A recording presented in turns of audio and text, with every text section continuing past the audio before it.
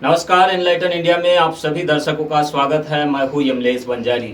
जिस घड़ी का आप सभी दर्शक इंतजार कर रहे थे, वो इंतजार की घड़ियां अब खत्म हो गई है।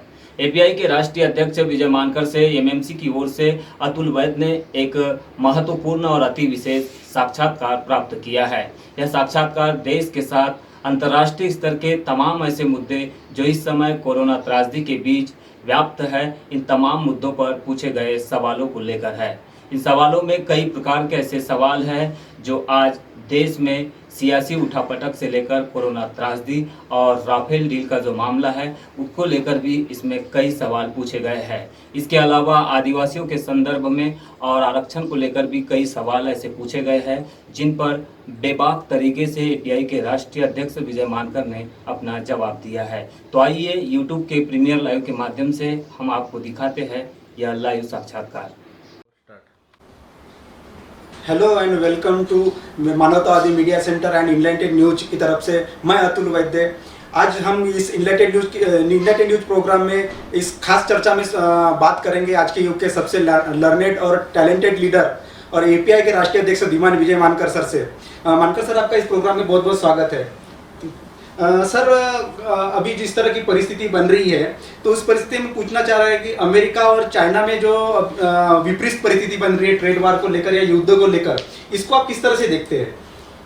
देखिए, ऐसा है कि जो अंतर्राष्ट्रीय जो संबंध है और जो जियोपॉलिटिक्स जिसको कहते हैं, उसमें अभी हमको ये समझना होगा कि अमेरिका और चाइना जो है इनके बीच में एक ग्लोबल लेवल पर कंपटीशन चल रहा है दो देशों के बीच में। क्योंकि चाइना सेकंड नंबर पर इकोनॉमी है, लार्जेस्ट एक्सपोर्टर है, लार्जेस्ट जो है प्रोड्यूसर है और परचेसिंग पावर पैरिटी में जीडीपी में चाइना अमेरिका से आगे है और मिलिट्री पावर भी चाइना डेवलप कर रहा है, जो धीरे धीरे जो है वो 2035 तक चाइना जो है, अगर यही हाल रहा तो अमेरिका को मिलिट्री पावर में भी सुपरसीड कर लेगा और 2030 तक जो है चाइनीज़ इकोनॉमी अगर कोई मेजर प्रॉब्लम नहीं होती है तो अमेरिका से आगे आएगी। इस बात की चिंता अमेरिका को है क्योंकि अमेरिका चाहता है कि जो वर्ल्ड ऑर्डर है वो वर्ल्ड ऑर्डर उसके डोमिनेशन में रहे। जो डब्ल्यूटीओ का, आईएमएफ का जो वर्ल्ड ऑर्डर बना है, सिक्योरिटी काउंसिल का, यूनाइटेड नेशंस में जो वर्ल्ड ऑर्डर बना हुआ है, तो ये जो है उसके डोमिनेशन में रहे, ये अमेरिका की सोच है। और उसके वजह से अमेरिका चाइना को कंटेन करने के लिए एक तो ट्रेड वॉर्स जो है बड़े पैमाने पर कर रहा है। वो ट्रेड वॉर्स जिससे चाइना को जो है इकोनॉमिक लॉसेस हो, ये एक काम बड़े पैमाने पर कर रहा है। चाइना भी बीच में जो है अमेरिका को पीछे ले जाने के लिए कई बार जो है वो ट्रेड के अनफेयर प्रैक्टिसेस को जो है वो अडॉप्ट करता है। कभी करेंसी को जो है वो डिवैल्यूएट कर देता है, यानी करेंसी जो है रेनबी उसको कम कर देता है और उसके वजह से उसका एक्सपोर्ट बढ़ जाता है। फिर अमेरिका से जो है वो सामान नहीं खरीदता है जो उसको खरीदना चाहिए। तो इस तरह के कई अनफेयर प्रैक्टिसेस चाइना भी करता है और अमेरिका भी जो है वो उसको कंटेन करना चाहता है ट्रेड वॉर्स करके।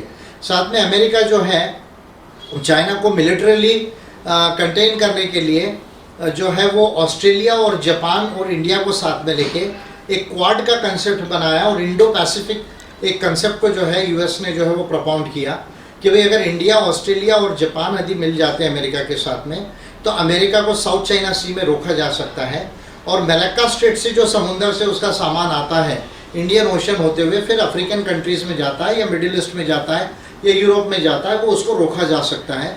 और इस तरह से जो है वो इसको क्वाड बना के चाइना को कंटेन करना चाहता है और चाइना अपनी सुरक्षा के लिए जो है अपनी मिलिट्री पावर को ग्रो कर रहा है। एसिमेट्रिक वॉरफेयर जिसको कहा जाता है कि जहां चाइना की, अमेरिका की नेवल शक्ति ज़्यादा है, एयरफोर्स की शक्ति ज़्यादा है, तो चाइना एरोस्पेस पावर पे और साइबर वॉरफेयर के ऊपर में, इलेक्ट्रोमैग्नेटिक स्पेक्ट्रम में और इलेक्ट्रॉनिक वॉरफेयर में जो है वो ज़्यादा महारत हासिल करने में लगा हुआ है।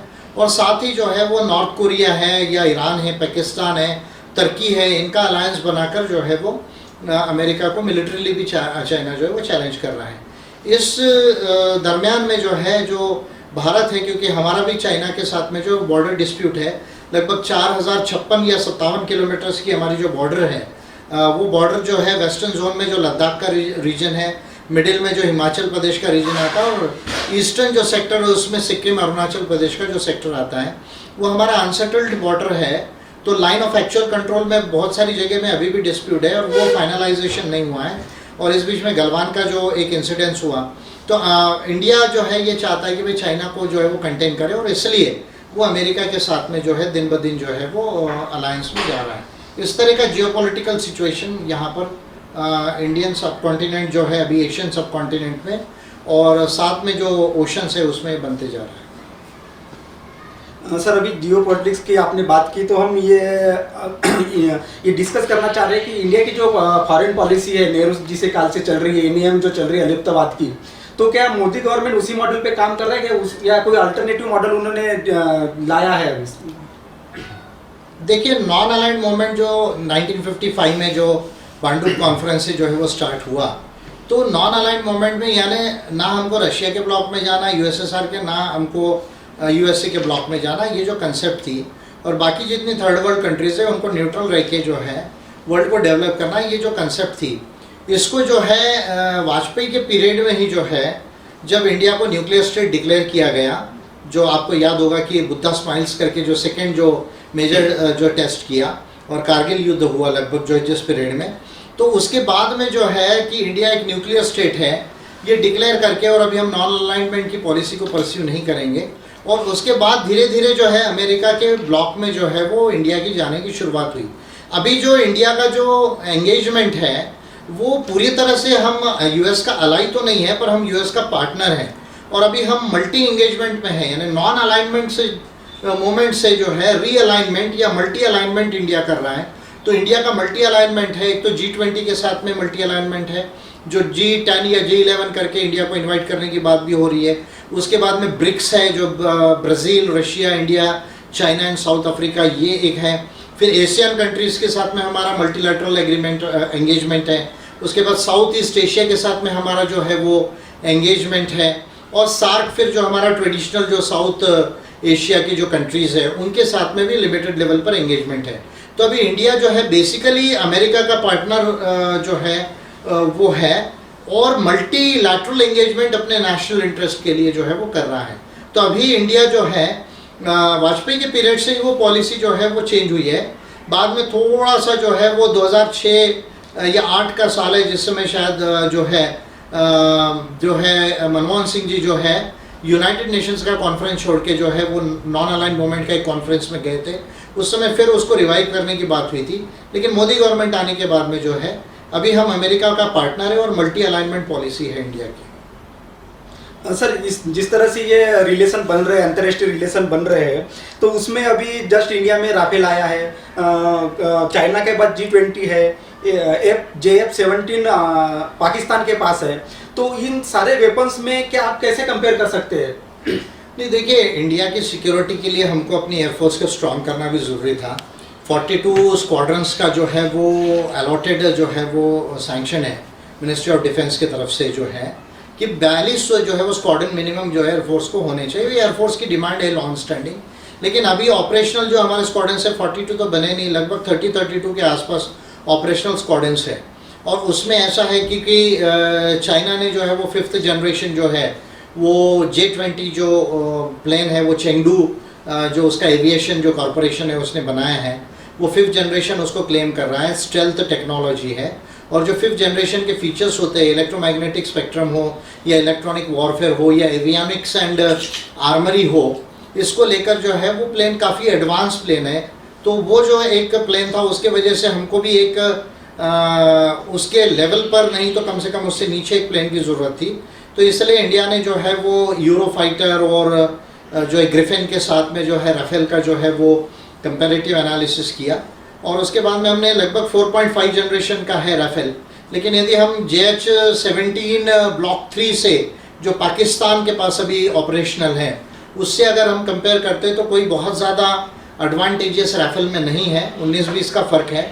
और J-20 जो चाइना का जो है वो अगर 4-5 फैक्टर्स को ले ले, अगर स्टेल्थ टेक्नोलॉजी ले ले, सुपर क्रूजिंग को ले ले, और इलेक्ट्रोमैग्नेटिक स्पेक्ट्रम का जो वॉरफेयर होता है या और इलेक्ट्रॉनिक वॉरफेयर जो होता है उसको यदि ले ले, और वेपनरी की रेंज ले ले, जो अभी BVR जो आ रहे हैं, बियॉन्ड विजुअल रेंज जो मिसाइल्स होती है कि आपको प्लेन को देखना नहीं आगे, आपको लैंड का टारगेट देखना नहीं, आप अपने कंट्री में कहीं फ्लाई कर रहे बॉर्डर पर, वहाँ से 300 किलोमीटर तक के जो है वो आप मार कर सकते हैं।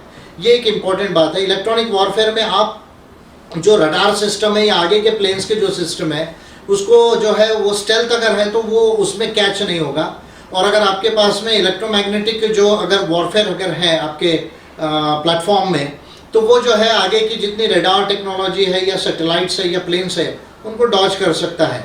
तो इस मुकाबले में अगर हम देखें तो J-20 जो चाइना का जो 5th जनरेशन प्लेन है वो वर्चुअली 5th जनरेशन प्लेन है। जो 5th जनरेशन प्लेन्स जो है F-22 राफ्टर है, F-35 ये 2 US के जो है वो 5th जनरेशन प्लेन्स है। Su-57 रशिया का जो है वो भी 5th जनरेशन प्लेन है, लेकिन वो पूरी तरह से स्टेल्थ नहीं है। चाइनीज J-20 भी पूरी तरह से स्टेल्थ नहीं है, लेकिन वो काफ़ी एडवांस प्लेन है। उस लिहाज से राफेल जो है वो JH-17 ब्लॉक 3 के मुकाबले में थोड़ा सा ज़्यादा एडवांटेजियस है, लेकिन बहुत ज़्यादा कटिंग एज टेक्नोलॉजी नहीं है, इसलिए शायद मोदी गवर्नमेंट F-22 भी खरीदना चाह रही है अमेरिका से। लेकिन यहाँ एक बात मैं कहना चाहूँगा कि अगर प्राइजेस को यदि हम कंपेयर करते हैं तो राफेल को हमने जो है यानी अब इंडियन मीडिया इस पर बहुत ज़्यादा झूठ बोल रही है और पता नहीं पार्लियामेंट्री कमेटीज़ भी इन चीज़ों को देखती है या नहीं देखती है, CAG कंपैरेटिव प्राइजेस को देखता है या नहीं देखता। सुप्रीम कोर्ट के तो ये दिमाग के बाहर की बातें हैं, मुझे नहीं लगता कि सुप्रीम कोर्ट ये सारा एनालिसिस कर पाएगा। लेकिन अगर यदि आप देखेंगे तो पर यूनिट कॉस्ट J-20 जो 5th जनरेशन का फाइटर है चाइना का, और राफेल 4.5 लगभग 4.5 का है, और JH-17 थंडर जो है वो भी 4+ जनरेशन का है। तो JF-17 थंडर जो ब्लॉक 3 है उसका प्राइस जो है लगभग $40 मिलियन पर यूनिट कॉस्ट है, और जो J-20 है जो 5th जनरेशन है राफेल से आगे है उसका $110 मिलियन है, और राफेल का लगभग $230 मिलियन है। यानी आप इस बात को सोचिए कि जो 5th जनरेशन एयरक्राफ्ट चाइना ने बनाया उससे डबल में हमने जो है वो फ्रांस से खरीदा है, या चाइना जो बना रहा है चाइना की मदद से जो पाकिस्तान अपने कंट्री में JH-17 बना रहा है वो लगभग 35-40 जो है मिलियन डॉलर्स में बन रहा है। उसके मुकाबले में हम $230 मिलियन जो है वो राफेल के लिए दिया, तो ऑलमोस्ट ऑल 6 to 7 टाइम्स जो है उसी जनरेशन के प्लेन के कंपैरिजन में चाइना पाकिस्तान जो कंपेयर कर रहा है उससे ज़्यादा प्राइस हमने दिया है, और 5th जनरेशन से जो है हमने जो है 4.5 जनरेशन के लिए डबल पैसा लगभग दिया। तो मैं समझता हूँ कि कॉस्ट बेनिफिट एनालिसिस में यदि आप ये कहेंगे तो ये बिल्कुल भी जो है वो फ़ायदे का सौदा मैं नहीं कहूँगा। और जब तक इंडिजिनियस प्रोडक्शन में हम लोग R&D करके प्रोडक्शंस नहीं करेंगे, जिस पे AMCA वगैरह पे काम चल रहा है, वैसे तो 5th जनरेशन पे बहुत कंट्रीज़ काम कर रही है, पाकिस्तान भी जो है वो अर्ज़ या राज ऐसा कोई प्रोजेक्ट है उस पर काम कर रही, तुर्की कर रही है, जापान कर रही है, बहुत सारी कंट्रीज़ कर रही है। लेकिन जब तक हम साइंस एंड टेक्नोलॉजी में R&D डेवलप करके खुद इंडिजनाइजेशन प्रोडक्शन नहीं करेंगे तब तक मुझे नहीं लगता कि अमेरिका, फ्रांस और रशिया से बार बार और इजराइल से जो हथियार खरीदने में जो हमको डबल पैसा देना पड़ रहा है, ये नेशनल एक्सचेकर को बहुत बड़ा लॉस है। ये पैसा डेवलपमेंट के काम में लग सकता है। सर आपने इंडिया के खुद के R&D की बात की है, तो अभी जैसा राफेल आया है तो हम राफेल खरीदने में बहुत ज़्यादा खुद को गौरवान्वित महसूस कर रहे हैं। तो गवर्नमेंट का जो प्रोजेक्ट था मेक इन इंडिया उसको ये राफेल किस तरह से डील करता है? नहीं, अभी इसमें जो है कुछ इंडिजिनस प्रोडक्शन का भी साथ में कॉन्ट्रैक्ट है। ये शायद पहले 36 आने के बाद में कुछ कॉन्ट्रैक्ट है, वो उसमें कुछ बीच में कन्फ्यूजन भी था। वो कॉन्ट्रैक्ट कैसे एग्जीक्यूट होगा ये तो बाद में पता चलेगा, क्योंकि कुछ अनिल अंबानी जी के कंपनी को देने का भी जो है बहुत बड़ा एक इशू आया था इसमें। और मेक इन इंडिया में आप देखिए तो हम सुकोई के साथ में मिलकर जो है हॉल जो है जो नासिक में और बेंगलोर में हिंदुस्तान एरोनॉटिक्स लिमिटेड है, वो हम 5th जनरेशन AMCA के ऊपर काम कर रहे थे। तो जो तेजस है, तेजस से ज़्यादा जो एडवांस वर्जन है 5th जनरेशन का, जो fighter jet India multi role fighter jet खुद इंडिया बनाना चाह रहा है, उस पर हम 2007 से काम कर रहे हैं, लेकिन बाद में वो प्रोजेक्ट टर्मिनेट हो गया। अब हम लोग खुद उस पर जो है वो काम कर रहे हैं। देखिए एक बात है, जब तक हम साइंस एंड टेक्नोलॉजी को जब तक एम्फोसाइज नहीं करेंगे, यदि आप 2013 की साइंस एंड टेक्नोलॉजी की पॉलिसी पढ़ेंगे जो मनमोहन सिंह गवर्नमेंट की पॉलिसी थी, STI science technology and innovation की पॉलिसी, उसमें आपको कुछ बहुत विशेष बात नहीं मिलेगी। ऐसा नहीं लगेगा कि भारत सही में जो है कोई एक वैज्ञानिक सोच वाला जो कंट्री बनना चाहिए, जिसको scientific thinking and scientific knowledge हम कहते हैं, साइंटिफिक मेथोडोलॉजीज कहते हैं, फिर साइंटिफिक इन्वेस्टिगेशन है, इंक्वायरी है और रिसर्च एंड डेवलपमेंट है। ये तमाम जो चीज़ें आती है उसमें भारत लीडिंग कंट्री बने पहले 5-10 कंट्रीज़ में। ऐसा कोई उसमें विजन और प्रैक्टिकल अप्रोच 2013 के पॉलिसी में नहीं मिलती है। अब 2020 में अक्टूबर महीने में साइंस एंड टेक्नोलॉजी की पॉलिसी मोदी गवर्नमेंट डिक्लेयर करने वाली है, तो लेट अस सी कि वो कितना विजन लेकर आती है। लेकिन मुझे ऐसा लगता है जब आप राम मंदिर बनाने में इतना ज़्यादा जो है वो इम्फेसिस देते हैं, या जो बीजेपी के जो मिनिस्टर्स है, कोई मिनिस्टर कहता है कि हनुमान चालीसा पढ़ लेने से कोरोना ठीक हो जाएगा, कोई कहता है कि मंदिर बन जाएगा तो कोरोना ठीक हो जाएगा। तो बीजेपी और आरएसएस के जो लोग हैं वो साइंटिफिक थिंकिंग ही उनका नहीं है। और ये जो न्यू एजुकेशन पॉलिसी जो कस्तूरी रंगन कमीशन बना था, कल जो उस पर जो डिसीजन लिया है और एचआरडी मिनिस्ट्री का नाम बदलकर एजुकेशन मिनिस्ट्री कर लिया है, उसमें भी यदि आप साइंस एंड टेक्नोलॉजी के एजुकेशन को लेकर यदि आप थिंकिंग देखेंगे तो अभी भी मुझे उतना एडवांस नज़र नहीं आ रहा है। तो जब तक हम साइंस एंड टेक्नोलॉजी में जब तक हमारा डेवलपमेंट नहीं होगा, जब तक हमारा ह्यूमन कैपिटल डेवलपमेंट नहीं होगा, ह्यूमन स्किल्स डेवलपमेंट नहीं होगी, ह्यूमन कैपिटल डेवलप नहीं होगा, तब तक मेक इन इंडिया की बात करना, आत्मनिर्भर भारत की बात करना, मैं समझता हूँ ये बचकानी बातें, इमैच्योर बातें हैं। जैसे सर आपने साइंस टेक्नोलॉजी की बात की है, तो एक मंदिर के उद्घाटन के लिए देश का पीएम का जाना, ये क्या संवैधानिक लोकतंत्र के धर्मनिरपेक्ष का जो सिद्धांत है उसके खिलाफ नहीं है? बिल्कुल अवॉइड करना चाहिए, प्राइम मिनिस्टर ने अवॉइड करना चाहिए, क्योंकि प्राइम मिनिस्टर पूरे देश का होता है, कोई एक धर्म का और जो है संप्रदाय का नहीं होता है। और वैसे भी जो है कॉन्स्टिट्यूशन स्टेट का कोई रिलीजन नहीं होता है, और स्टेट के हेड होने के नाते जो है उनको अवॉइड करना चाहिए था। बाकी सुप्रीम कोर्ट के डिसीजन के हिसाब से वो ट्रस्ट है वो करता था, लेकिन अवॉइड करना चाहिए था। कोई अच्छा प्रेसिडेंट सेट नहीं किया मोदी जी ने अच्छा प्रेसिडेंट सेट नहीं किया। सर कांग्रेस के शशि थरूर जी ने प्रेसिडेंशियल डेमोक्रेसी के मॉडल को डिस्कस किया है, तो क्या आपको लगता है कि ये भारत के ये जो मॉडल है वो इंडिया के लिए सुटेबल है? नहीं, मेरा तो ये मानना है कि डेमोक्रेसी ही अपने आप में सलूशन नहीं है। जो लोग ये कहते हैं कि डेमोक्रेसी से सारी चीज़ों का सलूशन आ जाएगा, वो इमैच्योर्ड है, उनको डेमोक्रेसी का अंडरस्टैंडिंग नहीं। देखिए 1970 के दशक तक केवल 35 देशों में इलेक्टोरल डेमोक्रेसी थी। उसके बाद ग्लोबलाइजेशन का राइज हुआ, ग्लोबलाइजेशन के राइज के बाद, कम्युनिज्म के डाउनफॉल के बाद थर्ड वेव ऑफ डेमोक्रेसी आई। लेकिन 2007-8 के आते आते आप देखेंगे कि डेमोक्रेसी में रिसेंटमेंट आया। और अभी तो बहुत ढेरों से ये स्टडीज़ है कि डेमोक्रेसी जो है वो अपने आप में जो बड़ी बड़ी प्रॉब्लम्स है, जैसे नेशनलिज्म की प्रॉब्लम है, जिनोफोबिया की प्रॉब्लम है, रिलीजियोसिटी की प्रॉब्लम है, डिस्क्रिमिनेशंस की प्रॉब्लम है या डिस्क्रिमिनेशन की प्रॉब्लम है, ये जो प्रॉब्लम है इनको अपने आप में डेमोक्रेसी हल करने में इफेक्टिव नहीं हुई है। और ग्लोबलाइजेशन और नेशनलिज्म के राइज के बाद जो पैसे का रोल आया और धर्म या एथनिसिटी का रोल आया, उसमें जो लोग धर्म और एथनिसिटी का कॉम्बिनेशन करके स्टेट को कैप्चर कर लेते हैं, फिर डेमोक्रेसी इनइफेक्टिव हो जाती है। तो डेमोक्रेसी अच्छा मॉडल है गवर्नेंस का, मैं ये नहीं कहता हूँ कि डेमोक्रेसी नहीं होना चाहिए, पर डेमोक्रेसी जो है उसमें खुद बहुत सारे रिफॉर्म्स की जरूरत है, चाहे वो प्रेसिडेंशियल फॉर्म हो या चाहे वो पार्लियामेंट्री फॉर्म हो। अगर शशि थरूर जी ये कह रहे हैं तो whether he wants to say that American democracy is a very perfect form of democracy, if so then why there is so much inequality in America?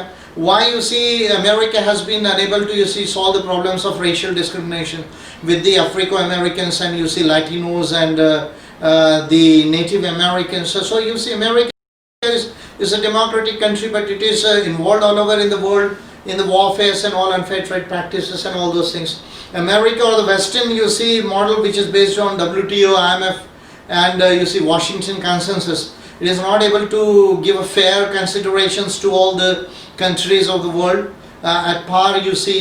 तो ये जो मैं समझता हूँ कि शशि थरूर जी ने जो बात कही है, ये बेसिकली ये जो एजेंडा है प्रेसिडेंशियल फॉर्म ऑफ डेमोक्रेसी का, ये तो जो है मुझे लगता है कि अरुण नेहरू जो है उन्होंने और वसंत साठे ने इसको एडवोकेट किया था कांग्रेस में, और ये जो है बेसिकली आरएसएस का एजेंडा है। तो शशि थरूर कहीं आरएसएस बीजेपी के एजेंडे पर तो जो है वो काम नहीं कर रहे हैं, क्योंकि अभी उनका पॉलिटिकल अनसर्टेनिटी है केरला से जो है चुन के आने में। तो मुझे ये डाउट हो रहा है, और अगर उनको इतना कॉन्फिडेंस है तो उनको अपना वाइट पेपर वो मॉडल डिक्लेयर करना चाहिए कि किस तरह का वो जो है डेमोक्रेसी चाहते हैं। उसके बाद में हम जवाब देने के लिए सक्षम है उनको, शशि थरूर को। If he wants we can answer him in English also, in British English also we can answer him if he wants. Sir अभी हमने डेमोक्रेसी की बात की है, तो हम जानना चाहते हैं कि आप पार्लियामेंट जाना चाहते हैं? पार्लियामेंट तो जाना ज़रूरी है, क्योंकि लॉ मेकर्स और पॉलिसी मेकर्स यदि बनना है तो पार्लियामेंट जाना ज़रूरी है। और लॉ मेकिंग पॉलिसी मेकिंग के बगैर आप कोई भी तरह का मेजर बदलाव नहीं ला सकते, ये मेरा क्लियर मानना है। और 24 में मैं पार्लियामेंट्री इलेक्शंस को जो है वो पार्टिसिपेट करूँगा। सर आप पार्लियामेंट जाना चाहते हैं लेकिन अभी फिलहाल में एपीआई के एक भी एमएलए एमपी नहीं है। आप नीतिगत राजनीति की बात करते हैं लेकिन ये सब नहीं होने के बावजूद आप इसको कैसे कर पाएंगे? देखिए, एक तो भारत के अंदर इलेक्टोरल सिस्टम में जीतना तो डिफिकल्ट है, ये बात तो बिल्कुल क्लियर है, क्योंकि मैं बार बार इस बात पर कहते आया हूँ कि first pass the post system जो है, जिसमें सिंगल मेंबर कॉन्स्टिट्यूंसी है और सिंगल वोट विक्ट्री है, पब्लिक फंडिंग इलेक्शंस लड़ने के लिए नहीं है, मीडिया रेगुलेशंस के लॉ नहीं है, और इसके साथ में जो है वो प्राइवेट कंपनीज को डोनेशन देने का पार्टीज़ को अधिकार है, और इसके साथ ईवीएम का भी अकाउंटेबिलिटी नहीं है। तो ये जो इलेक्टोरल सिस्टम जब तक रहेगा तब तक दिक्कतें तो रहेगी, लेकिन अम्बेडकराइट पार्टी ऑफ इंडिया अभी एक बहुत बड़ी रिस्पॉन्सिबल पार्टी हुई है और देश और दुनिया में इसको माना जा रहा है कि भाई ये एक बड़ी रिस्पॉन्सिबल पार्टी है और पॉलिसी बेस्ड पार्टी है। कॉस्मो ह्यूमैनिज्म के ऊपर, कॉन्स्टिट्यूशन, ह्यूमन राइट्स पर और कुछ अम्बेडकराइट डिस्कोर्स के ऊपर में जो है ये पार्टी बेस्ड है।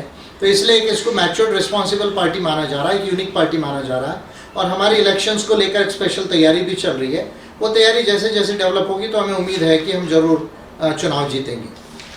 सर आपने पार्टियों की बात की, तो देश में इतनी सारी पार्टियां हैं और कुछ पार्टियां तो सालों से इस्टेब्लिश है इस पार्लियामेंट्री डेमोक्रेसी के अंदर, तो इन सबसे अलग हटकर लोगों का अट्रैक्शन एपीआई की तरफ बढ़ना चाहिए। इसके लिए आप कैसे क्या सजा देते हैं? देखिए, जो जितनी पार्टीज अभी तो लगभग मुझे लगता है 2500 के आसपास रजिस्टर्ड पार्टीज है इंडिया में, तो लेकिन ये अगर आप उसको नेशनल सिनारियो में देखेंगे या स्टेट सिनारियोज में भी देखेंगे, मैं थोड़ा नेशनल सिनारियो में बात करता हूँ, तो आप ये पाएंगे कि 100-125 पार्टीज भी सीरियसली चुनाव नहीं लड़ती है। एक पॉइंट हमको जो है ध्यान में लेने की ज़रूरत है। दूसरा, जो पॉलिसी बेस्ड पार्टीज है जिनको बहुत अच्छे से मालूम है कि देश के लोगों की प्रॉब्लम कैसे सॉल्व करना है, देश को बड़ा कैसे बनाना है, इंडिया को डेवलप कैसे करना है, इंटरनेशनल लेवल पर क्या होना चाहिए, वो पॉलिसीज लेवल की जो पार्टी जिनका क्लियर व्यू हो, वो आपको 8-10 पार्टीज भी नहीं मिलेगी। कांग्रेस बीजेपी को भी आप उसमें मिला लीजिए, उसमें अम्बेडकराइट पार्टी ऑफ इंडिया का बेस्ट पॉलिसीज है। ये पॉइंट नंबर 1 है। और अम्बेडकराइट पार्टी ऑफ इंडिया ये भारत के लोगों की पार्टी है, ये ऑल इंडिया पार्टी है, it is all India party movement and organisation. ये लगभग 20-22 राज्यों में ऑलरेडी स्प्रेड है। इसमें सभी कम्युनिटीज़ के लोग हैं, चाहे वो रिलीजन को मानते हो, रिलीजन को नहीं मानते हो, डिफरेंट स्टेट्स के लोग हैं, डिफरेंट कम्युनिटीज़ के लोग इसमें हैं। और एपीआई का एक्सेप्टेंस जो है, क्योंकि हम इलेक्टोरल पॉलिटिक्स में काफ़ी सीरियसली लिमिटेड हमारे जो साधन संसाधन हैं उनको लेकर भी हम जो है पार्टिसिपेट करते हैं, और इसके वजह से जो है लोगों में कॉन्फिडेंस बिल्डअप हो रहा है और एपीआई का वोट परसेंटेज राइज हो रहा है। और फिर कुछ लिमिटेड अलायंस कर भी जो है हम इलेक्शन में आगे जाना चाहेंगे। तो ये तमाम जितने भी प्रैक्टिकल चीज़ें उनको अडॉप्ट करके हम कोशिश करेंगे कि लिमिटेड सीट्स को हम जरूर जीतें। सर, आपने एपीआई को लेकर काफ़ी विस्तार में बात की। हम जानते हैं कि एपीआई काफ़ी सारे बातों को लेकर, काफ़ी नीतिगत राजनीति को लेकर डील करती है। सर, हमारा अगला सवाल है कि मराठा आरक्षण को लेकर एपीआई किस तरह की सोच रखती है? नहीं, मेरा ये क्लियर मानना है, मैं तो पहले भी इस बात को कहा है कि अगर कोई भी कम्युनिटी सोशली और एजुकेशनली बैकवर्ड है, वो उसको क्वालिफाई होती है और प्रॉपर सर्वे होता है, रिपोर्ट होता है, तो उस कम्युनिटी को जो है वो रिजर्वेशन मिलना चाहिए। इस लिहाज से महाराष्ट्र में जो socio economic backward classes commission जो है वो बना, उसने जो है वो रिपोर्ट दी। उसमें मराठा कम्युनिटी महाराष्ट्र में जो है वो कुणबी मराठास को अगर मिला लिए तो 30-32% होती है लगभग। उसका काफ़ी सर्वे किया, उसका एजुकेशनल स्टेटस को स्टडी किया, उसकी लैंड की परसेंटेज को स्टडी किया, उसका सर्विसेज में कितना परसेंटेज है उसको स्टडी किया, पावर्टी को स्टडी किया, ऑफिसर्स को स्टडी किया, और वो कमिशन ने खुद रिपोर्ट में ये जो है डेटाबेस दिया है की भाई मराठा कम्युनिटी जो है वो बॅकवर्ड आहे।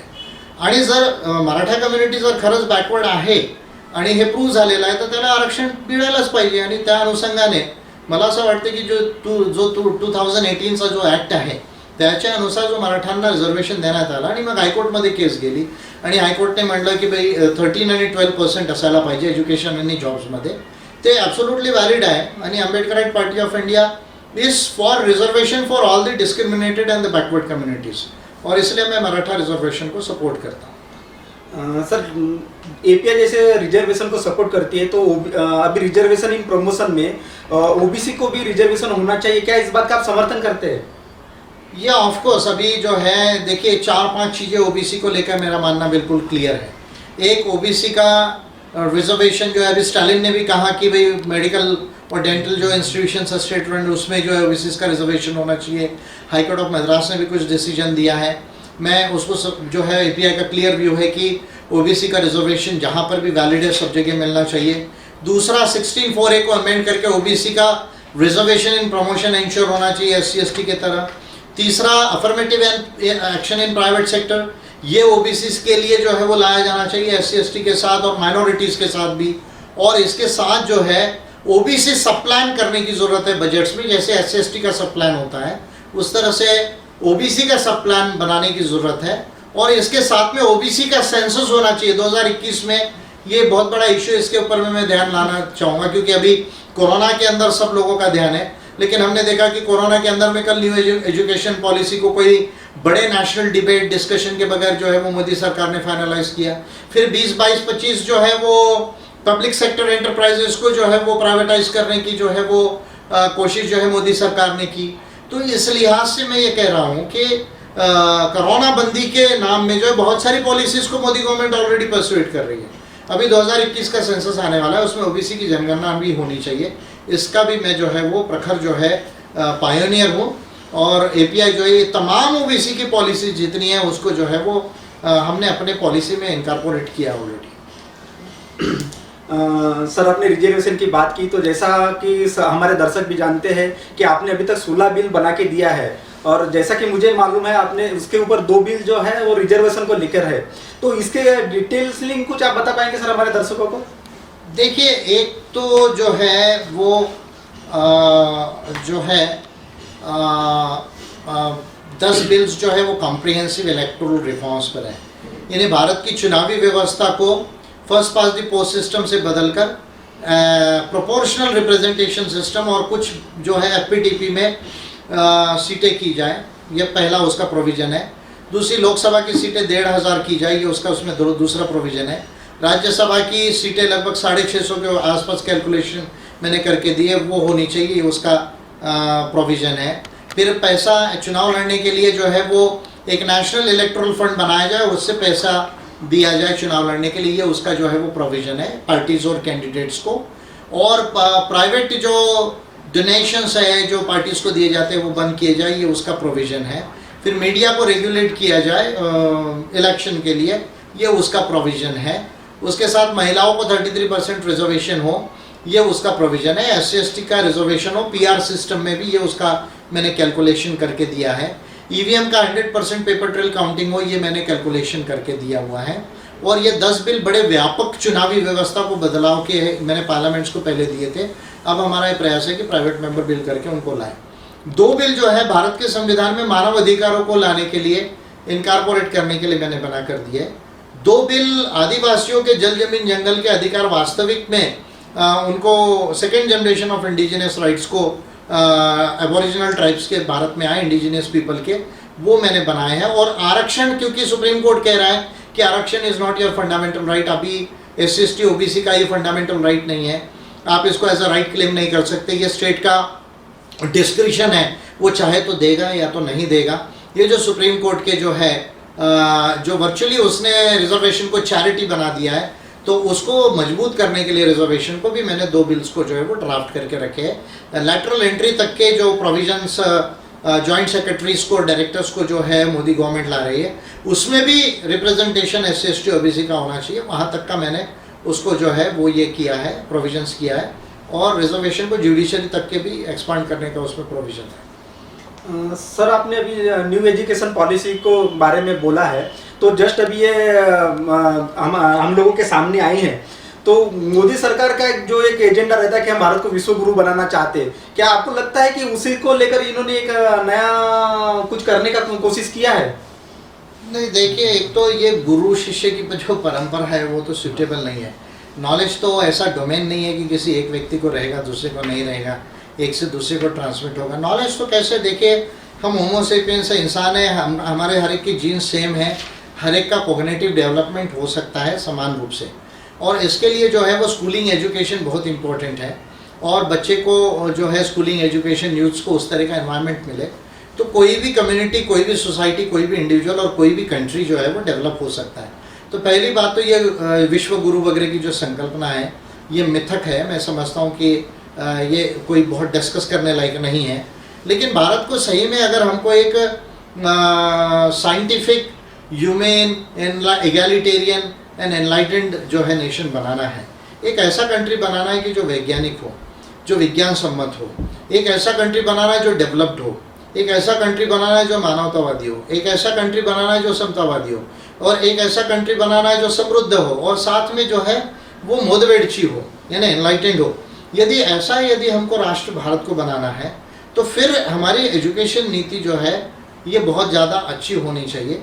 उस लिहाज से मुझे लगता है कल जो एजुकेशन नीति का जो कस्तूरी रंगन कमीशन से जो कुछ चीज़ों को अडॉप्ट किया है, तो अभी तो पूरा हमारे आगे ब्यौरा नहीं आया, लेकिन जो पेपर रिपोर्ट्स आ रही है, टेलीविज़न रिपोर्ट्स आ रही है, उसके लिहाज से जो है 2 चीज़ों पर मैं कमेंट करना चाहूँगा। इसमें फॉरेन यूनिवर्सिटीज़ को जो आने का जो परमिशन दिया है वो वेलकम स्टेप है। मैं इसको वेलकम करता हूँ कि फॉरेन यूनिवर्सिटीज़ यदि भारत में आएगी तो भारत में जो है एक वर्ल्ड लेवल का जो नॉलेज का जो प्रोविज़न है वो जो है वो स्प्रेड होगा। लेकिन इन फॉरेन एजुकेशन यूनिवर्सिटीज़ में अब देखिए मज़े की बात देखिए, आपकी 5वीं कक्षा तक आप कह रहे हैं कि भाई आप मातृभाषा और रीजनल लैंग्वेज में पढ़िए। इंग्लिश को आपने जो है वो साथ में कंपलसरी नहीं किया। तो यदि अगर आप बच्चे को, क्योंकि लैंग्वेज का डेवलपमेंट तो पहले 2 साल में होता है, ये तो प्रूव हो गया है कॉग्निटिव डेवलपमेंट में। अब गांव का बच्चा, गांव कस्बों के जो माँ बाप है या बच्चे या जंगल में जो आदिवासी है उनके जो बच्चे हैं तो वो तो इंग्लिश नहीं बोल सकते। 2 साल तक तो माँ बाप इंग्लिश नहीं बोल सकते। फिर वहाँ पर जो है आप उनको कह रहे हैं कि भाई आप मदर टंग और जो है वो रीजनल लैंग्वेज में पढ़िए। तो 5वीं कक्षा तक तो उसका इंग्लिश का डेवलपमेंट नहीं होगा, शहर के बच्चे का इंग्लिश डेवलपमेंट हो जाएगा। तो फॉरेन यूनिवर्सिटी में जो गांव कस्बों का और जो जंगलों का बच्चा है वो पढ़ नहीं पाएगा उस लेवल से। तो मैं समझता हूँ कि ये यहाँ पर जो पॉलिसी है वो ठीक नहीं है। दूसरी जो पॉलिसी यानी इंग्लिश को फर्स्ट स्टैंडर्ड से ही कंपलसरी करना चाहिए था। दूसरा मेरा ये क्लियर मानना है कि फर्स्ट स्टैंडर्ड से किसी न किसी तरह का साइंस पढ़ाया जाना चाहिए। और आजकल तो बहुत टूल्स आ गए हैं, कोई थियोरेटिकल के साथ प्रैक्टिकल भी वे में पढ़ाया जा सकता है। कंप्यूटर है, मॉडल्स है, उससे भी पढ़ाया जा सकता है। ये 2 चीज़ों का अभाव मुझे जो है इसमें कॉन्स्पिक्यूअसली नज़र आ रहा है। और फिर जो है आपका स्कॉलरशिप्स का क्या होगा, फिर जो डिस्क्रिमिनेशन है एजुकेशन का जो पर्टिकुलरली SC ST OBCs के साथ होता है, मुस्लिम कम्युनिटी के साथ में बहुत ज़्यादा डिस्क्रिमिनेशन एजुकेशन के अंदर होता है, उसके लिए एंटी डिस्क्रिमिनेशन मेजर्स कैसे होंगे, आप इनको स्कॉलरशिप्स कैसे देंगे, आप इनको भारत और अब्रॉड में पढ़ने के लिए क्या आपका पॉलिसी सिस्टम होगा। और इसके साथ में जो है आप जो है इसका बजटरी एलोकेशन कैसे गारंटी करेंगे, जो कम से कम 6% आपको कोठारी कमीशन ने भी कहा कि आपको एलोकेट करना है। इन चीज़ों को लेकर जो है कुछ बातें क्लियर नहीं है, पर कुछ बोर्ड एग्जामिनेशंस के पैटर्न को चेंज किया है। और साथ में जो है वो 5+3+3+4 यानी 5वीं फिर 8वीं फिर 11वीं और 4 साल का जो ग्रेजुएशन कोर्स किया है उसमें भी 1 ईयर है तो सर्टिफिकेट ले सकते हैं, 3 ईयर्स है तो डिग्री ले सकते हैं, इस तरह का प्रोविज़न किया है। और एक होलिस्टिक और मल्टी डिसिप्लिनरी एजुकेशन की बात की है। कुछ बातें इसमें अच्छी है, पर मैं समझता हूँ अभी भी बहुत चीज़ें जो इसमें अभी क्लियर नहीं है। और एजुकेशन मिनिस्ट्री नाम बदल के बनाया है HRD को, तो कोई दिक्कत नहीं है, लेकिन ह्यूमन डेवलपमेंट और ह्यूमन कैपिटल तो डेवलप होना ही चाहिए। क्योंकि अभी का जो ग्रोथ है, जब आप पोस्ट इंडस्ट्रियल सोसाइटी में जाएंगे तो आप knowledge and innovation driven economy में ही जाते हैं। तो उस लिहाज से ह्यूमन डेवलपमेंट और ह्यूमन स्किल्स की संकल्पना छूटनी नहीं चाहिए, वो काम किसी और मिनिस्ट्री को देना चाहिए। मैं समझता हूँ बहुत सारे लार्जर इश्यूज हैं, इस पर अभी भी क्लैरिटी आने की बाकी है। तो कस्तूरी रंगन कमीशन रिपोर्ट तो हमारे पास है, लेकिन अभी गवर्नमेंट ने क्या अडॉप्ट किया उसको हम ज़्यादा देखेंगे। और फिर RSS का इतना इंटरफेरेंस क्यों, RSS क्यों उधर बैठे हुए थे उनके लोग सब पॉलिसी बनने तक, ये एक बहुत बड़ा सवाल है। और आप कहते हैं कि एंशिएंट इंडिया का मॉडर्न कॉन्ट्रीब्यूशन को हम देखेंगे, तो क्या आप पुष्पक विमान पढ़ाने वाले हैं या आप जो है वो ब्रह्मास्त्र पढ़ाने वाले? अगर ब्रह्मास्त्र पढ़ा रहे तो राफेल लेने की क्यों ज़रूरत पड़ रही है आपको? तो मैं ये समझता हूँ कि ये मिथकों को भी छोड़ने की तैयारी होना चाहिए। हाँ, एंशिएंट इंडिया की हिस्ट्री मालूम हो, लेकिन वो हिस्ट्री की शुरुआत कहीं वेदों से ना हो, केवल वो हिस्ट्री की शुरुआत जो है वो आदिवासियों के सभ्यता से हो, वो भीमबेटका से हो, वो कुरनूल केव से हो, वो अतिरापक्कम से हो, वो दिदवाना से हो, पैसारा से हो, हुसुंगी से हो। तो मैं समझता हूँ कि ज़्यादा अच्छा रहेगा कि भारत से पहले और भारत के पहले गोंडवाना था, और सिंधु सभ्यता के पहले ये कोया, पुनेम और आदिवासियों की सभ्यता थी। वहाँ से अगर आप पढ़ाते एंशिएंट हिस्ट्री को, प्री हिस्ट्री को, तो मैं समझता हूँ कि जायज़ है। लेकिन मेरा क्लियर मानना है कि साइंस, टेक्नोलॉजी और मॉडर्निटी से ही इंडिया आगे जाएगा, कि केवल एंशिएंट पास्ट के ग्लोरिफिकेशन से नहीं। सर एजुकेशन की बात निकली, नॉलेज की बात निकली, तो सर दुनिया में काफ़ी थिंकर फिलोसोफर हुए, भारत में भी थिंकर फिलोसोफर हुए, लेकिन उनके कुछ फॉलोअर उनके थिंकिंग के आगे, उनकी विचारधारा के आगे फुल स्टॉप लगा देते हैं। अगर इसी तरह का फुल स्टॉप साइंस लगा ले अपने संशोधन में, तो क्या दुनिया का जो ये मॉडल डेवलप हो रहा है ये हो पाएगा? नहीं, मैं समझता हूँ कि ये तो बुद्धूपने के निशानी है कि दुनिया का जो डेवलपमेंट है, जो अगर नॉलेज का डेवलपमेंट है, वो अगर आप देखेंगे तो दुनिया में प्राचीन काल से लेके अभी तक जो है कंटिन्यूस डेवलपमेंट हो रहा है। और एक स्केल निकाली गई कि भाई हम अभी कौन से स्केल में हैं, A to Z में नॉलेज में, तो अभी भी हम K के लेवल तक भी नहीं पहुँचे। ये एक महत्वपूर्ण बात है। दूसरा, यदि आप देखेंगे तो पहले जो है वो हंटर्स एंड गैदरर्स सोसाइटी थी, बाद में फिर जो है वो जो एग्रीकल्चरल सोसाइटीज़ आई, और उसके बाद में जो है वो फिर इंडस्ट्रियल सोसाइटी आई। अभी जो है हम पोस्ट इंडस्ट्रियल सोसाइटी में जा रहे हैं। तो यदि आप मानव समाज का भी अगर डेवलपमेंट देखेंगे तो हंटर एंड गैदरर्स से जो है, जहाँ पर हम केवल खाने पीने के लिए शिकार करते थे, उसके बाद खेती करने लगे, उसके बाद में फिर इंडस्ट्रियल रेवोल्यूशन हुआ यूरोप में, और उसके बाद फिर अभी हम लोग जो है वो एक पोस्ट इंडस्ट्रियल सोसाइटीज़ में एंटर कर रहे हैं।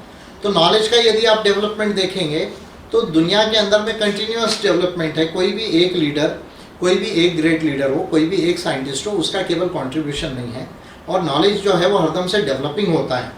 तो कोई अगर ऐसा कहता है कि भाई एक व्यक्ति ने ही सारी दुनिया समझ लिया और वो सारी बातें बता दिया और इसी से उद्धार होगा, तो ये बुद्धूपन का लक्षण है, डोगमेटिज्म है। मेरा एक क्लियर मानना है कि ऐसा कोई एक व्यक्ति को पूरा नॉलेज नहीं है दुनिया का, और ना ही होगा। ये वर्ल्ड जो है, कॉस्मोस जो है, बहुत वास्ट है, नेचर बहुत वास्ट है। अभी इंसान को इतना भी पता होना बाकी है, चाहे वो कुछ भी डिक्लेयर्ड हो नाम से कि भाई वो मसीहा हो गए या वो एनलाइटेंड हो गए, उनको इतना भी मालूम नहीं था अगर नॉलेज के लिहाज से देखा जाए तो। सर, जैसे कॉस्मोस की बात निकली, तो आपका जो इन्वेंशन है कॉस्मो ह्यूमनिज्म, इसका क्या रिलेवेंस है अभी आज के समय में दुनिया के लिए? कॉस्मो ह्यूमनिज्म इसलिए इम्पोर्टेंट हो जाता है क्योंकि कॉस्मो ह्यूमनिज्म जो है वो साइंस को और नॉलेज और सोल्यूशंस की बात करता है। और cosmo humanism many laws and multiple solutions of the cosmos, nature and world जो है, ये उसका बेसिक एस्पेक्ट है। Science, truth, humanity and all others जो है वो इसको कंसिडर करके चलता है। यानी many laws and multiple solution से दुनिया को जो ऑलरेडी लॉज है, जो physical laws of the world है, जिसको आप कॉस्मोस या नेचर में यदि आप पढ़ेंगे तो law of quantum gravity and motion है, पहले law of gravity and motion था, लो प्रोबेबिलिटी लॉज है, लॉज ऑफ थर्मोडायनेमिक्स है, फिर उसके बाद में कई थेरीज है, अभी स्ट्रिंग थेरी तक के जो है फिजिक्स के अंदर में आ गए हम। फिर इवोल्यूशन की थेरीज है, एबॉर्जेनेसिस से लेकर जो है सेल्फ रेप्लिकेशन है, इवोल्यूशन है, फिर सेल्फ सिलेक्शन है। तो यहाँ तक के जो है वो सब डेवलपमेंट्स जो है वो हो रहे हैं। इसमें ऑलरेडी लॉज है जो फिजिकल लॉज है, और फिर ह्यूमन मेड वर्ल्ड जो इंसान ने अपनी दुनिया बनाया उसके भी लॉज है। इंटरनेशनल लॉ है, डोमेस्टिक लॉ है, सिविल लॉ है, क्रिमिनल लॉ है, कस्टमरी लॉ है, फिर इकोनॉमिक्स के लॉज है। तो मैं ये समझता हूँ कि इन सब बातों को ध्यान में रख के अगर अप्लाई किया जाए जहाँ जिस चीज़ की ज़रूरत हो, तो कई समाधानों से जो है वो मानव की प्रॉब्लम सॉल्व हो सकती है और उसका उद्धार हो सकता है। ये कॉस्मो ह्यूमनिज्म आपको साइंस और जो है वो नॉलेज और सोल्यूशंस को जो है वो सिखाता है।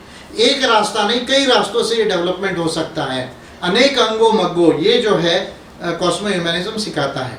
और अभी दुनिया के अंदर ये प्रूव हो रहा है। पहले देखिए हम बोलते थे कि भाई ये धर्म से हो जाएगा, वो धर्म से हो जाएगा, फिर आया कि नहीं मार्क्सवाद से हो जाएगा, समाजवाद से हो जाएगा, पूंजीवाद से हो जाएगा, या भारत में गांधीवाद से हो जाएगा, या और कोई वाद से हो जाएगा।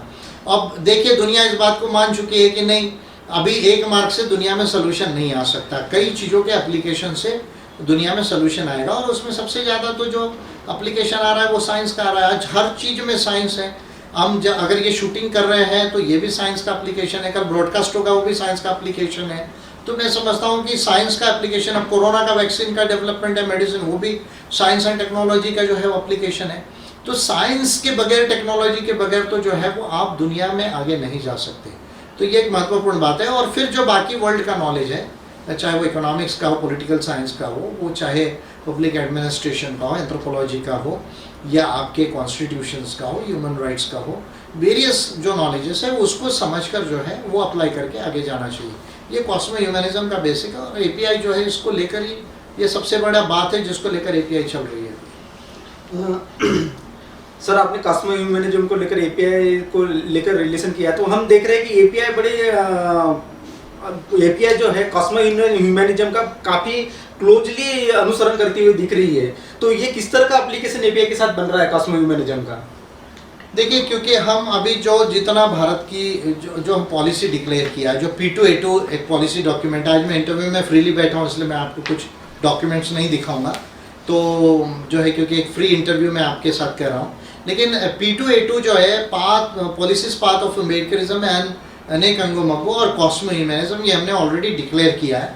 और API की पॉलिसी बहुत क्लियर है और उसमें कॉस्मो ह्यूमनिज्म सर्वोपरि है अभी।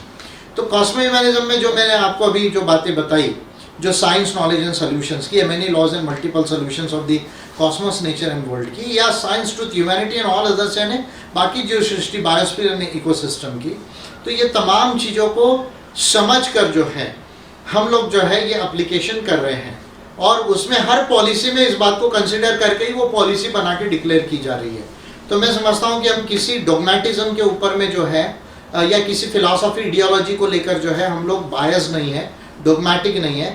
हम जो है जहाँ जो चीज़ अप्लाई होती है उसको ढूंढकर जो है वो एप्लीकेशन करने में जा रहे हैं साइंटिफिक वे में। अच्छा सर, API की बात निकली तो अभी बिहार में जैसे कोरोना का होने के वजह से वहाँ के जो हेल्थ सिस्टम है वहाँ की पोल खुल गई है। API का बिहार में भी एग्जिस्टेंस है ऑलरेडी, और अभी आने वाले समय में बिहार और वेस्ट बंगाल में इलेक्शन भी है, तो ये सारे सिनेरियो को API कैसे डील करेगी? नहीं, हम दोनों जगह चुनाव लड़ेंगे, बंगाल में भी, वेस्ट बंगाल में भी चुनाव लड़ रहे, बिहार में भी लड़ रहे। और बिहार में तो चुनाव काफ़ी अच्छा होगा API का। और नीतीश गवर्नमेंट जो है वो बेसिकली जो है BJP और जो JDS की जो JDU की जो गवर्नमेंट है वो पॉलिसी बेस्ड गवर्नमेंट नहीं। देखिए, बिहार एक बहुत बैकवर्ड स्टेट है अपने देश का, और बीमारू स्टेट्स में भी उसका नाम लिया जाता था। और बिहार में जो है वो अगर BJP जो है बड़ी बड़ी बातें करके नीतीश को जो है एक बड़ा गवर्नेंस का फेस लेकर आगे लेकर आई, लेकिन बिहार के अभी भी अगर आप पैरामीटर्स देखते सारे सोशो इकोनॉमिक इंडिकेटर्स में, तो बिहार का डेवलपमेंट बहुत ज़्यादा अभी नहीं हुआ है। अभी आप देखिए कि कोरोना में भी वो जो है वो public health care system Bihar का एक्सपोज हो गया है। फिर आप बताइए, ब्रिज बना रहे, पुल बना रहे, उसमें जो है वो गिर रहे हैं। फिर बाढ़ की समस्या इतने सालों से, क्योंकि हिमालय से नदियाँ जो आती है तो उसको जो है वो चेक करने के लिए, चाहे आप नेपाल हो, चाइना के साथ जो ट्रीटीज होनी चाहिए, या आपको वो पानी को प्रॉपर इरिगेशन सिस्टम में ले जाने के लिए, डाइवर्ट करने के लिए जो सिस्टम बनाना चाहिए था, जो कैनल डाइवर्शन या रिवर डाइवर्शन जो प्रोजेक्ट्स के ऊपर में भी बात हुई है, उसका साइंटिफिक सर्वे कराकर भी वो डेवलप करना चाहिए था, उसके ऊपर में कोई काम नहीं हुआ है। फिर अभी मिड डे मील्स जो है वो बंद हो गए, उसमें लोग लड़के भूखे मर रहे हैं, उनको माँ बाप के साथ जाना पड़ रहा है। उसके बाद में क्या, अभी जो है कुछ शेड्यूल्ड कास्ट कम्युनिटीज़ के लोगों को जो है इंग्लिश पढ़ाने के लिए स्पेशल स्कीम लगाई, उसमें वो फेलियर्स हो रहे हैं। ऐसे रिपीटेडली एक के बाद एक फेलियर्स जो है वो बिहार गवर्नमेंट के हो रहे हैं। ये प्रूव करता है कि भाई बिहार गवर्नमेंट जो है, नीतीश कुमार जी को जो है वो नीतियों के आधार पर जो है वो अपने स्टेट को चलाना नहीं आता। और ये तमाम चीज़ों को हम एक्सपोज करेंगे, और अल्टरनेटिव पॉलिसी क्या हो सकती है इसके ऊपर में हम बात करेंगे। अभी तो कोरोना में बहुत ज़्यादा बोलने का मौका नहीं है, लेकिन जितना भी लिमिटेड सिचुएशन परमिट करेगी तो हम अल्टरनेटिव पॉलिसीज के ऊपर में भाष्य करेंगे बिहार में क्या होना चाहिए इस पर। सर, अभी बिहार की बात निकली तो राजस्थान में जिस तरह की खिचड़ी पकड़ी है, गहलोत, स्पीकर, गवर्नर या BSP, ये जिस तरह की राजनीति कर रहे हैं, और API भी अभी 3rd नंबर की पार्टी बनने जा रही है राजस्थान के अंदर में, तो ये सारे चीज़ों को API किस तरह से टैकल कर रही है? हाँ, राजस्थान में तो अम्बेडकराइट पार्टी ऑफ इंडिया एक बहुत बड़ी पार्टी है, उसमें वोट परसेंट हमारा सबसे ज़्यादा इंडिया में जो है राजस्थान में है। और राजस्थान में ये जो पॉलिटिकल जो टसल चल रहा है अपमानशिप का गहलोत और पायलट के बीच में, तो इसके बीच में गवर्नर ने भी बहुत सारा अनफेयर रोल जो है वो प्ले किया। देखिए, आप कॉन्स्टिट्यूशन के आर्टिकल 163 और 74 को अगर कंपेरेटिवली पढ़ते हैं तो आप इसको देखेंगे कि हमारा जो इंडिया का जो, we are not purely a federal country, इसको कभी कभी हम क्वासी फेडरल भी कहते हैं, क्योंकि यूनिटरी बायस है। क्योंकि आर्टिकल 1 में कहा गया कि यूनियन ऑफ स्टेट्स है इंडिया जो है, और ये जो है हमारा ब्रिटिश से हमने बोरो किया, गवर्नमेंट ऑफ इंडिया एक्ट 1935 से 70% से ज़्यादा हमारा संविधान बोरोड है। ये बात तो जो है हमको जिन्होंने संविधान कैसा बना, क्या बना, इसको डिटेल में पढ़ा है, उनको ये बातें मालूम है कि गवर्नमेंट ऑफ इंडिया एक्ट से 70% से ज़्यादा बोरो किया हमने भारत के संविधान में। और इसलिए जो पहले ब्रिटिश रूल था उसमें गवर्नर सिस्टम से जो है प्रोविंसेस को कंट्रोल किया जाता था। तो वही जो फीचर है आपको इंडियन कॉन्स्टिट्यूशन में भी कहीं मिलेगा। अगर आप आर्टिकल 163 को पढ़ते हैं और 74 को पढ़ते हैं, तो राष्ट्रपति के लिए तो aid and advice of the council of ministers जो है वो बाइंडिंग है, यानी राष्ट्रपति को अगर हमारा कैबिनेट जो है देश का जो है भारत सरकार का, अगर वो एड एंड एडवाइस करे कि भाई अभी पार्लियामेंट बुलाना है, तो राष्ट्रपति नहीं बोल सकते। वो ज़्यादा से ज़्यादा जो एक बार वापस भेज सकते कि रिकंसिडरेशन के लिए कुछ पॉइंट्स लिखकर, और अगर फिर से कैबिनेट अप्रूव करता है तो राष्ट्रपति को ऑर्डर देना पड़ेगा, क्योंकि वहाँ क्लियरली लिखा है कि शाल, अगर आप आर्टिकल 74 को पढ़ते हैं तो शाल यानी आप राष्ट्रपति aid and advice of council of ministers के आधार से ही एक्ट करेंगे।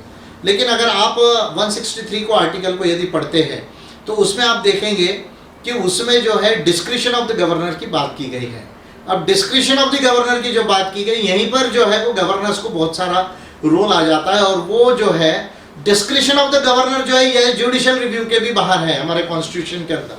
तो इसलिए जो है इसका फायदा कई बार गवर्नर्स ले लेते हैं, और फिर सुप्रीम कोर्ट के ऑफकोर्स कहीं कुछ डिसीजन है उसमें कहा है कि भाई aid and advice of the council of ministers ये बाइंडेड है और गवर्नर को उसके हिसाब से जाना चाहिए। और ये भी कहा है कि कौन कौन से इश्यूज़ के लिए डिस्क्रिशन जो है वो परमिसेबल है। ऐसे कई सुप्रीम कोर्ट के भी डिसीजंस है, लैंडमार्क डिसीजंस है, लेकिन गवर्नर्स फिर भी कई जो है सिचुएशन को लेके, इसको लेकर उसको लेके अपने डिस्क्रिशन का यूज़ कर लेते हैं, और इलेक्टेड जो गवर्नमेंट होती है वो हदबल हो जाती है। ये एक पॉइंट है जिसको हमें समझने की ज़रूरत है। इसलिए मैंने जो ह्यूमन राइट्स के जो 2 बिल लाए हैं और आदिवासियों के राइट्स के लिए, जो इंडिजिनस राइट्स के लिए, उसमें गवर्नर को रिमूव करने के लिए असेंबली को राइट होना चाहिए, ये एक प्रोविजन लाया है। जैसे इम्पीचमेंट ऑफ द प्रेसिडेंट का प्रोविजन है, उसी तरह से रिमूवल ऑफ गवर्नर का प्रोविजन होना चाहिए। एक ड्यू प्रोसेस फॉलो करके पहले इंक्वायरी कमेटी बैठे, वो स्टडी करे, चार्जेस फ्रेम हो, उसको देखा जाए, और अगर प्रूव होते तो उसको रिमूव किया जाना चाहिए गवर्नर को। क्योंकि आप देखिए गवर्नर को बहुत ज़्यादा पावर्स है, क्योंकि वो बिल्स को भी अगर आर्टिकल 200 को पढ़ते तो वो रिजर्व कर सकते हैं प्रेसिडेंट के लिए। फिर 5th शेड्यूल के तो होल एंड सोल इंचार्ज जो है वो गवर्नर है। फिर एजुकेशन के मैटर्स में बहुत सारा गवर्नर को पावर है, क्योंकि वो चांसलर होते हैं, हायर एजुकेशन के हेड होते हैं। तो इसलिए जो है वो गवर्नर को बहुत सारे पावर्स है, और फिर इलेक्टेड गवर्नमेंट जो है वो जो है हदबल हो जाती है। तो इसलिए जो है गवर्नर्स को रिमूवल के पावर्स होना चाहिए, मैंने अपने बिल्स में सजेस्ट किया है। ये पहला पोर्शन है। दूसरा पोर्शन अब इसमें बीएसपी के जो 6 MLAs जो मर्ज हो गए थे, तो वो जो मर्ज हो गए थे कांग्रेस के अंदर में, अब बीएसपी जो है वो हाई कोर्ट में शायद एक केस फाइल किया। एक कोई बीजेपी का भी पर्सन है, उसने भी सेम इशू को लेके राजस्थान हाई कोर्ट में जो है वो केस फाइल किया है। तो ये क्या कॉम्बिनेशन है बीजेपी और बीएसपी का, ये लोग वो जानेंगे। लेकिन मैं इतना कहना चाहूँगा मायावती जी से कि सतीश मिश्रा जी पे डिपेंड करने के बजाय खुद संविधान को उठा के थोड़ा सा पढ़े तो ज़्यादा अच्छा होगा। आर्टिकल 191(2) को पढ़ ले, 1022 को पढ़ ले, 10th शेड्यूल को पढ़ ले, तो समझ में आ जाएगा कि मर्जर ऑफ द पार्टी क्या होता है और क्या वो रिवोक हो सकता है या नहीं हो सकता है। मैं समझता हूँ सतीश मिश्रा के ऊपर क्यों डिपेंड करते हैं। मायावती जी खुद पढ़ सकते हैं, अगर इंग्लिश में नहीं पढ़ सकते तो हिंदी में पढ़ ले कॉन्स्टिट्यूशन को, तो उनको समझ में आ जाएगा। इससे ज़्यादा तो अभी हाई कोर्ट डिसाइड करेगा जो भी करना है। सर इसी घड़ी में पूछ रहे थे कि सर इस कोरोना संकट में जहां भारत सरकार का जीडीपी कंटिन्यूसली डिग्रोथ हो रहा है, और उसी में अगर हम रिलायंस का देखें तो कंटिन्यूसली रिलायंस ग्रो कर रहा है, तो ये पूंजीपतियों के साथ ये मोदी सरकार का किस तरह का इकोनॉमिक चल रहा है? बड़ा सरप्राइजिंग है। रिलायंस का जो कैपिटल शेयर है मार्केट का वो 14 लाख करोड़ का हो गया। अब भारत का GDP, nominal GDP 200 lakh crore का है, लेकिन कोरोना में हम लोग जो है वो जो टोटल एक एस्टिमेट आ रहा है 20 लाख करोड़ हमारा लॉस हो जाएगा। तो भारत जो है एज ए जीडीपी हम 20 लाख करोड़ लूज कर रहे हैं, लेकिन रिलायंस जो है वो आप देखिए कि 14 लाख करोड़ का शेयर कैपिटल हो गया, और कोरोना में भी अंबानी जी की जो है वो वेल्थ बढ़ रही है। तो मैं समझता हूँ कि ये तो कास्ट कैपिटलिज्म है, जिसको मैं बार बार कहता था कि मोदी सरकार जो है, देखिए ये 5-10 जो उद्योगपति है उनको तो फेवर करती है, अंबानी है, अडानी है, फिर टाटा है, मित्तल है, और इस तरह के जो 8-10 जो है इनके पैक्ट जो है वो इंडस्ट्रियलिस्ट है उनको फेवर करती है। और फिर बाद में मेक इन इंडिया और आत्मनिर्भर भारत बोल के जो है सारे कॉन्ट्रैक्ट्स जो है वो मोस्टली जो है इनको दे देती है। तो अभी जैसे 5G का जो है वो इंटरनेशनल बिडिंग बंद कर दिया, कह दिया हम चाइना को तो नहीं देंगे, हुआई को इसको नहीं देंगे, तो आपने ऑलरेडी एक कंपनी को तो आउट कर दिया अभी चाइना के।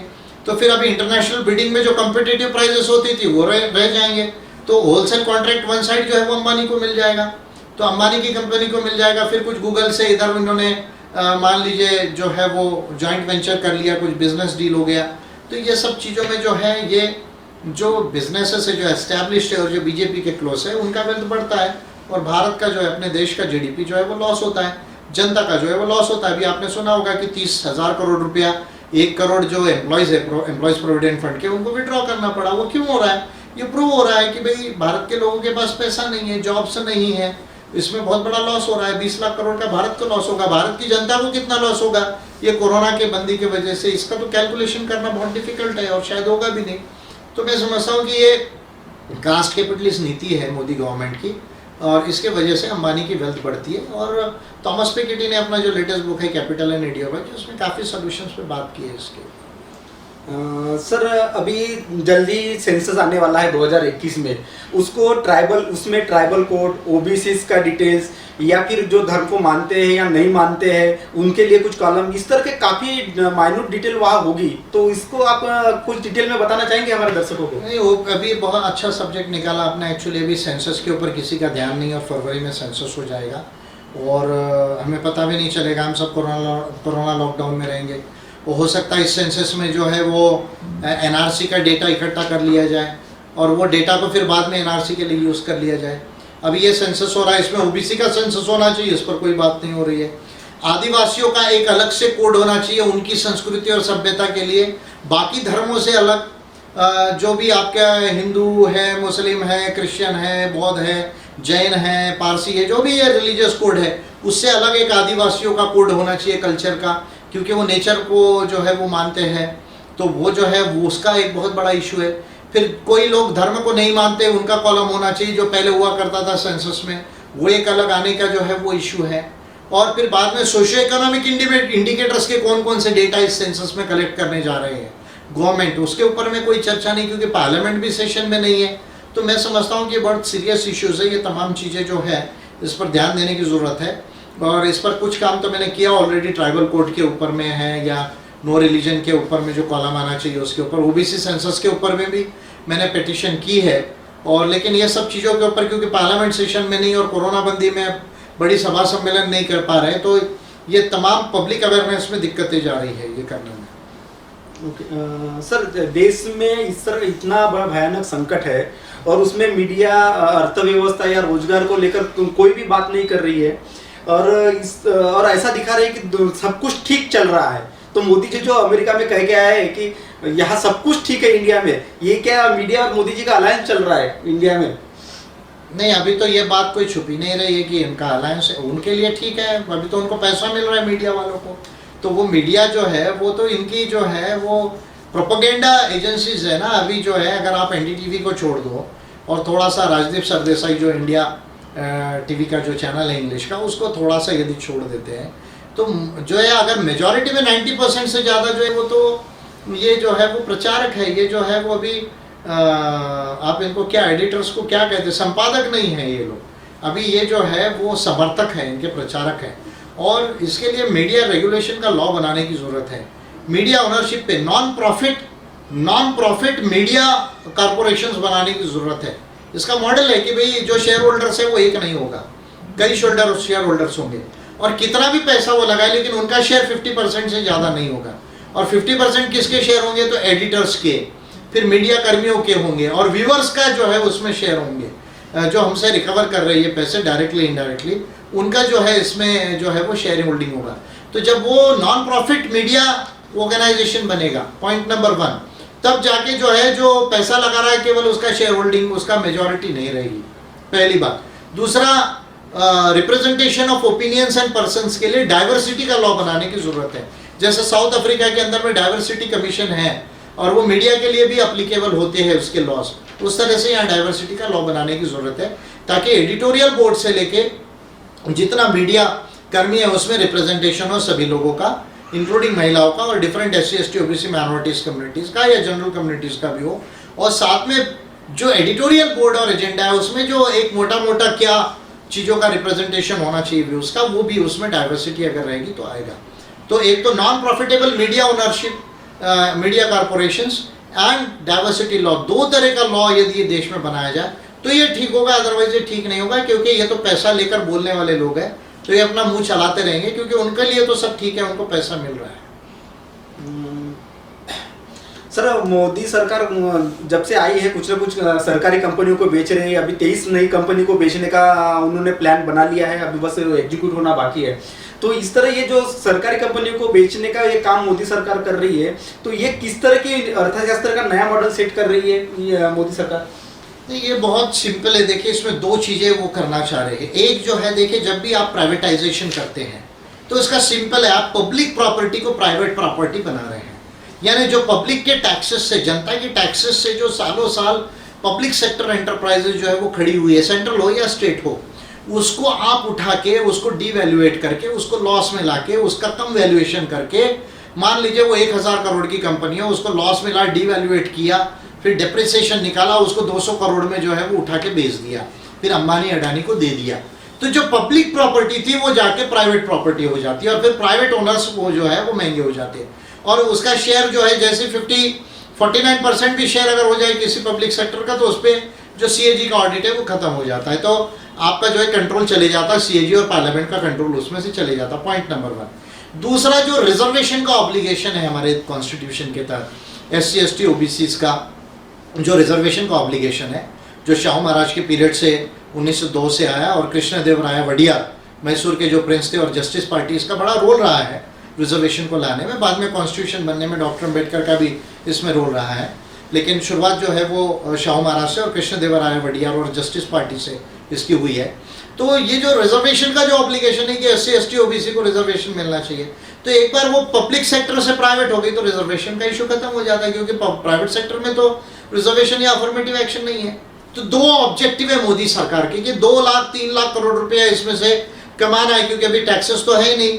तो एक तो इनको उठाकर बेच दो, तो ये जो है वो अंबानी अडानी जैसे जो इनके पेट जो है बिजनेसमैन है उनको जो है वो फायदा हो जाएगा। दूसरा, रिजर्वेशन का झंझट खत्म हो जाएगी। तो ही इसके पीछे के मेन मकसद है। सर अभी ऐसा चल रहा है कि राम मंदिर बन जाएगा तो सारी समस्याएं खत्म हो जाएगी, और अभी ऐसी मीडिया रिपोर्ट से आई है कि अयोध्या मंदिर के जो विघ्नहर्ता पुजारी थे उनको और उनके साथ में 16 सुरक्षा कर्मियों को कोरोना पॉजिटिव पाया गया है। तो इस तरह की जो सिचुएशन में इनका जो बयानबाजी आती है, साध्वी प्रज्ञा हो गई या प्रोटेम स्पीकर रामेश्वर जी का जो बयान आ रहा है, तो इसमें क्या सुसंगत बैठता है ये सारी चीजों में? नहीं, मैं इसको एक ही बात में कहना चाहूँगा, हिंदुत्ववादी ये भोंदूवादी है। मेरा एक ही स्टेटमेंट इस पे है, हिंदुत्ववादी ये भोंदूवादी है। इनका ज्ञान विज्ञान से कोई जो है वो संबंध नहीं है, क्योंकि एक है वो काल्पनिक ईश्वर और आत्मा को और मोक्ष को जो है वो मान रहे हैं, जिसका विज्ञान में कहीं जो है वो अस्तित्व जो है वो प्रमाणित नहीं होता। तो इस पे मैं ज़्यादा नहीं कहना चाहूँगा, लेकिन हिंदुत्ववादी जितने भी हैं वो सारे भोंदूवादी है। बस इतना ही एक स्टेटमेंट में कहना चाहूँगा। सर हम अभी इसके आखिरी पड़ाव में हैं, तो हम पूछना चाहते हैं, are you a free thinker? Yes, of course free thinker होना बहुत इंपॉर्टेंट है। साइंटिफिक थिंकर, फ्री थिंकर होना इंपॉर्टेंट है, क्योंकि दुनिया में नॉलेज का कोई लिमिटेशन नहीं है। तो हर जगह से पढ़ के जो है समझा जा सकता है। खुद की भी सोच जो है वो, उससे भी कुछ चीज़ों का जो है वो इन्वेस्टिगेशन, डिस्कवरी, रिसर्च किया जा सकता है। और मैंने फ्री थिंकिंग से, साइंटिफिक थिंकिंग से ही कॉस्मो ह्यूमैनिज्म को जो है वो इन्वेंट किया है। तो वैचारिक गुलामी जो है वो अच्छी चीज़ नहीं होती है। विचारों में स्वतंत्रता होनी चाहिए, उसी से इंसान महान होता है। सर अभी हम एक आखिरी सवाल लेंगे, आपके जीवन का लक्ष्य क्या है? अभी तो मेरे जीवन का ये लक्ष्य है कि जो अभी मैं 30 साल में इतना पढ़ लिख के यहाँ तक आया हूँ, और दुनिया की ऐसी कोई चीज़ नहीं जो मैंने पढ़ी नहीं और जिसकी मुझे समझ नहीं, देश की ऐसी कोई चीज़ नहीं जिसको मैंने पढ़ा नहीं और समझ नहीं। आज मेरी लाइब्रेरी पहले, दूसरे, तीसरे नंबर में वन ऑफ द बेस्ट है इंडिया के अंदर में। और अभी जो है ये काम करते करते मैं अम्बेडकराइट पार्टी ऑफ इंडिया को जो है वो देश के 20-22 राज्यों में ला पाया हूँ। अब मेरा ये मकसद है कि एक भारत को यूनिक पार्टी और पॉलिसीज़ के आधार पर गवर्नेंस दिया जाए, और API एक यूनिक पार्टी ऑलरेडी है, उसको प्रैक्टिकली वो डेवलप हो। जैसे मैं कई बार कहता हूँ, सोशल डेमोक्रेटिक पार्टीज़ है यूरोप की जो है, डेमोक्रेटिक पार्टीज़ है अमेरिका की, या मैं कम्युनिज्म को सपोर्ट मैं नहीं करता, करने की ज़रूरत भी नहीं, लेकिन चाइनीज़ कम्युनिस्ट पार्टी है। ये पार्टीज़ को देखिए, इन्होंने देश को ऐसे डेवलप किया कि वो पूरे के पूरे देश और सोसाइटीज़ को ट्रांसफॉर्म किया है। तो भारत में सामाजिक धार्मिक संस्थाएं बहुत है, सांस्कृतिक संस्थाएं बहुत है, पॉलिटिकल पार्टी भी कहने के लिए बहुत है, लेकिन यूनिक स्पेशलाइज पार्टीज़ नहीं, जिनको साइंस का नॉलेज हो, जिनको बाकी दुनिया के वेरियस सब्जेक्ट्स का नॉलेज हो, जिसकी पॉलिसी जो है वो बहुत ज़्यादा क्लियर हो, जिसका लीडरशिप में जो है वो ये टैलेंट और विजन क्लियर हो, जिसके ऑफिस बेयर्स और कार्यकर्ताओं में जो है ये सारी चीज़ों का जो है वो क्लैरिटी हो, और उसके आधार पे वो पॉलिसी और वो इलेक्शन जीते और गवर्नेंस में जाए, और उस आधार पे जो है वो देश का डेवलपमेंट हो, लोगों का डेवलपमेंट हो, और फिर इंटरनेशनल लेवल पे दुनिया को भी वो कुछ कंट्रीब्यूट कर सके उस दिशा से। तो ऐसा यूनिक पार्टी इंडिया में नहीं है, तो मैं चाहता हूँ कि एपीआई को एक यूनिक पार्टी करके मैं डेवलप करूँ, फिर इसको गवर्नेंस तक लेकर आऊँ ताकि एपीआई गवर्नेंस में आए, और ये जो पॉलिसीज़ है कॉस्मो ह्यूमनिज्म के आधार पर जो हमने फ्रेम की है वो भारत में लागू हो, और उससे भारत जो है एक मोदवेड़ची भारत बने और दुनिया मोदवेड़ची विश्व बने। अभी ये मेरे जीवन का लक्ष्य है, और मैं समझता हूँ कि आने वाला 15-20 साल जो है वो मैं इसमें बहुत एनर्जी इन्वेस्ट कर सकता हूँ, क्योंकि I am still young, energetic, और अगर नेचर का सब ठीक रहा तो 20 साल जो है वो मैं अच्छा सर्विस देश के लोगों को और देश को दे पाऊँगा। ये मेरे जीवन का लक्ष्य है कि मानव की जो प्रॉब्लम्स हैं उसको उसके समाधान के लिए एक उसको विज्ञान का और ज्ञान का रास्ता दिया जाए, जो कॉस्मो ह्यूमनिज्म में मैं ऑलरेडी दे रहा हूँ, और इसके आधार पे पार्टी को गवर्नेंस में लाया जाए, शासन में लाया जाए, और उन नीतियों से भारत को एक वैज्ञानिक भारत बनाया जाए, एक मानवतावादी भारत बनाया जाए, समतावादी और मानवतावादी भारत बनाया जाए, मोदवेड़ची गोंडवाना बनाया जाए और मोदवेड़ची विश्व बनाया जाए। ये मेरे जीवन का अभी लक्ष्य है, उस पर मैं काम कर रहा हूँ। सर, आपने इतने व्यस्त समय में हमको इनलाइटेड न्यूज और मानवतावादी मीडिया सेंटर के लिए समय दिया है, इसके लिए हम आपका बहुत बहुत आभार व्यक्त करते हैं। Thank you sir. Thank you.